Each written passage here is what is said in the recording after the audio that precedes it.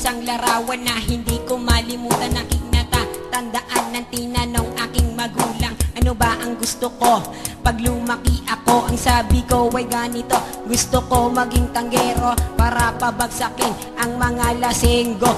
Nang lumaki ako, hawak ko ay bote't baso, nag-aalok ako sa tuwing may daraan sa kanto. Ihanda na ang lamesa, ilabas na ang pulutan.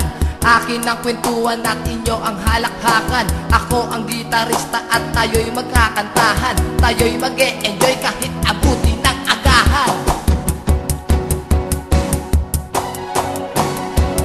Ang kailangan ko ay isang Red Horse, pampatibay ng loob. Ang isang Red Horse ay tumatagal sa magandang usapan. Ikot na maso ay hindi laging iyuwat sa akin lamang. Ang sabihin mo sa iyong kasunod, Pare, basta't maghintay ka lamang. Nakunat tikim, mata ko ay nagdilim. Ang pakiramdam ko para bang aatakihin sa puso.